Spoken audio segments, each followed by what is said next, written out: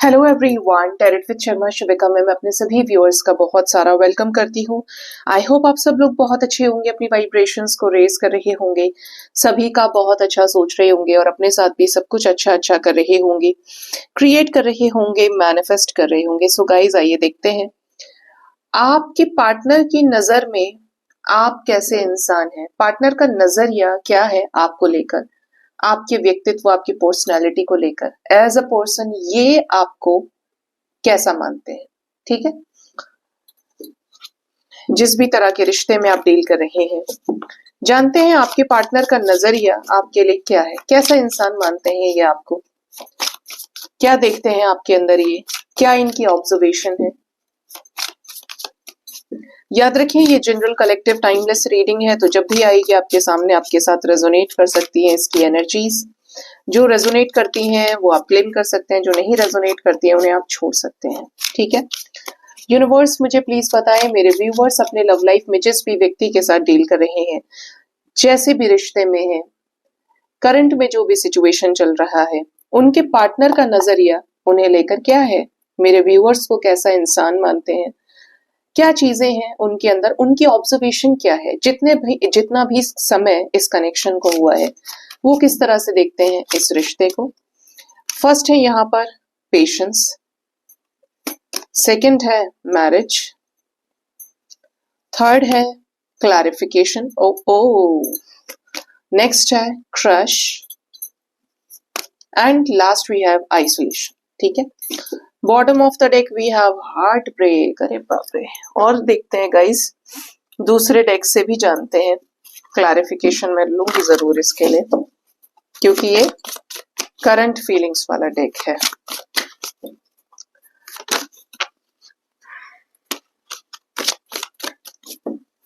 Patience क्यों आया है यहाँ पे, क्यों आया है patience?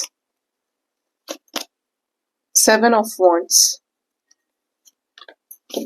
King of swords, oh marriage क्यों है यहाँ पे, eight of swords and eight of pentacles. क्या आप एक और कार्ड देना चाहेंगे मैरिज के लिए? Seven of swords, oh god. Clarification क्यों है प्लीज बताएं? Four of pentacles, oh god. आप बोलेंगे बार बार मैम ओ गॉड क्यों, बताऊंगी आपको, जरा मुझे कार्ड्स निकालने दीजिए। क्रश क्यों है यहाँ पे? The moon. आइसोलेशन क्यों है? Four of cups with the hermit. Bottom of the deck is seven of pentacles. ठीक है जी, सारे कार्ड्स आ गए हैं मेरे पास में। सबसे पहले आपके पर्सन की तरफ जो एनर्जी आई है, आपको एज अ पर्सन कैसा मानते हैं, इनकी नजर में आप कैसे इंसान है, इनका नजरिया क्या है आपके लिए। तो यहाँ पर एनर्जी है पेशेंस की, सेवन ऑफ पेंटिकल्स की। आपके पार्टनर आपको ऐसा मानते हैं कि आप इम्बैलेंस्ड इंसान है। ठीक है, आपको हर चीज की बहुत जल्दी है।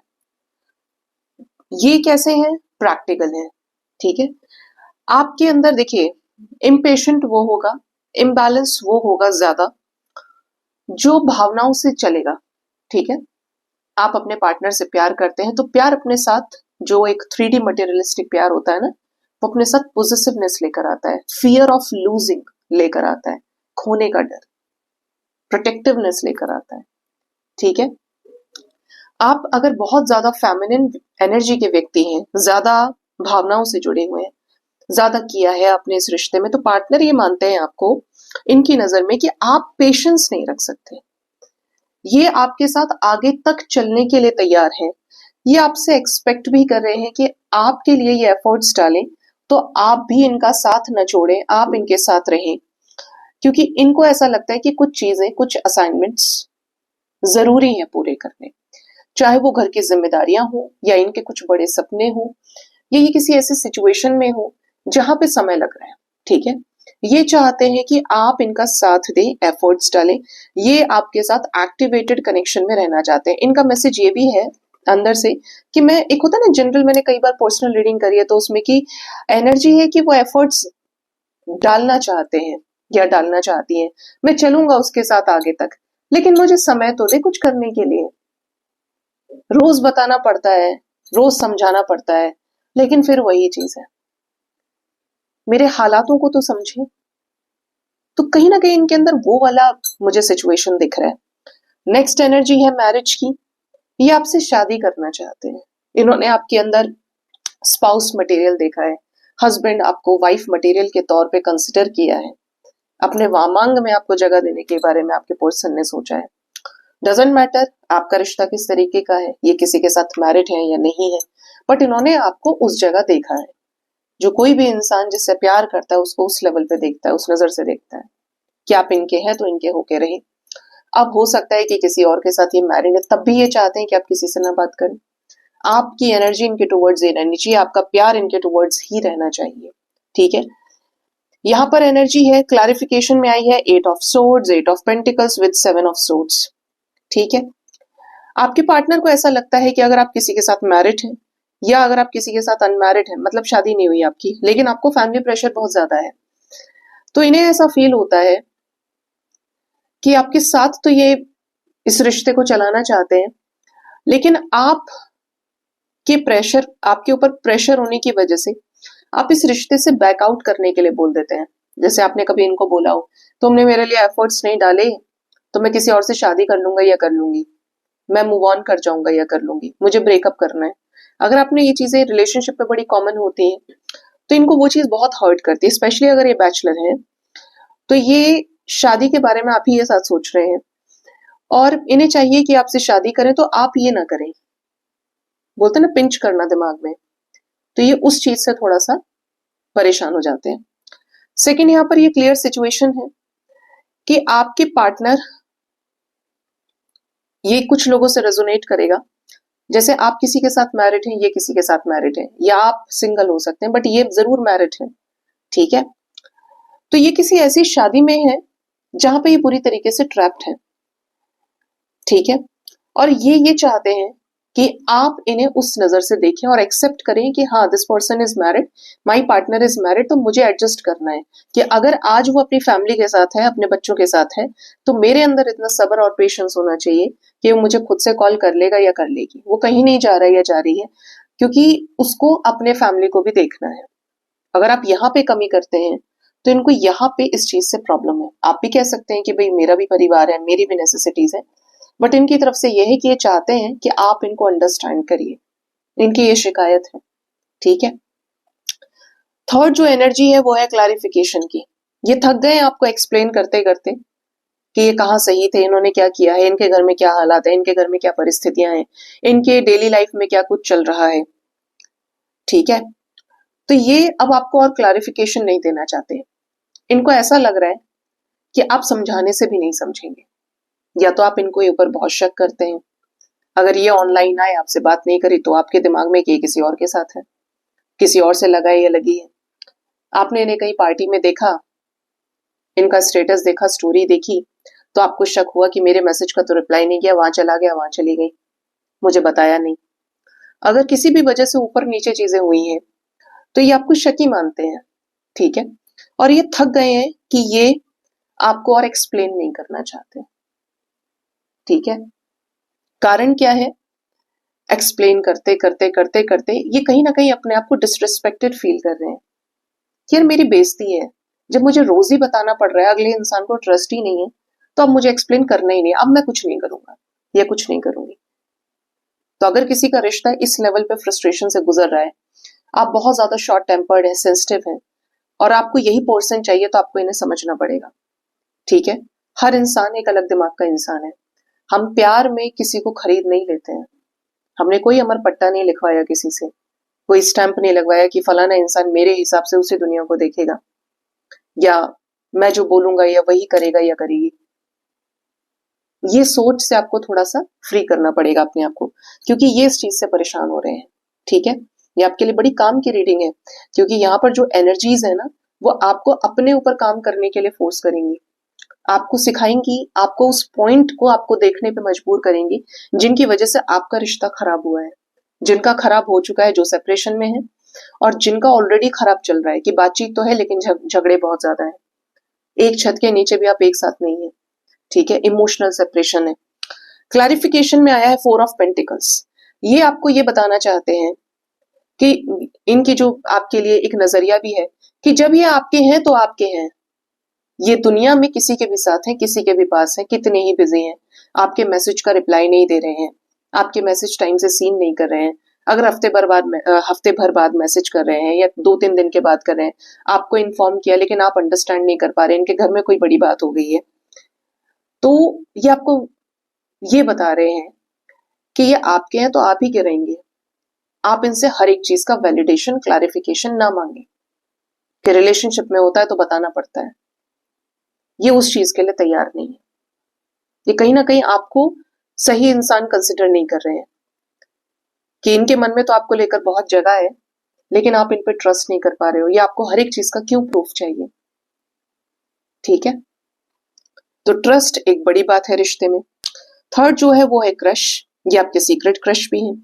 अब यहाँ पर कुछ लोगों के लिए मैसेज है, अगर आप किसी ऐसे इंसान से डील कर रहे हो जो फ्रेंड्स विद बेनिफिट्स वाले रहे हो, या ये बोलना सही नहीं होगा, क्रश टाइप की एनर्जी की, जो आपको बहुत पसंद करता है, जिसके साथ आपकी सिचुएशनशिप है, आप उसे पसंद करते हैं, वो आपको पसंद करता है, बट कोई कमिटमेंट नहीं है, उस लेवल पे रिश्ता नहीं गया है, आपको ये अपना क्रश मानते हैं, इनकी नजर में आप दुनिया के सबसे प्यारे इंसान हैं, आप इनके फेवरेट भी हैं। इवन ये उनके लिए भी है जो किसी के साथ रिलेशनशिप में, मतलब आपका खुद का पार्टनर है, ये मेल फीमेल जो भी है, बट आप इनके दुनिया में सबसे पसंदीदा शख्स हैं। ये आपके साथ इस तरीके का एक अटैचमेंट फील करते हैं इमोशनली, जो समवेयर ये हाइड भी करते हैं आपसे। ठीक है, जैसे कि अगर ये आपसे दूर है तो आप ही की बात कर रहे हैं, आपको तो नहीं दिखा रहे कि आप इनके लिए इतने स्पेशल है, इतने इंपॉर्टेंट। लोग डरते हैं तारीफ करने से कि ज्यादा सर पे चढ़ा लिया, बैठा लिया तो फिर उतरेगा नहीं, उतरेगी नहीं, फिर कीमत खत्म हो जाती है, सामने वाला भाव खाता है। बट ये आपको बहुत पसंद करते हैं। हो सकता है कि ये इनडायरेक्टली आपकी तारीफ औरों से भी करते हो, आपसे सीखते भी हैं, तो आपके साथ एक स्ट्रॉन्ग कनेक्शन ये फील करते हैं, आप इन्हें बहुत अच्छे लगते हैं।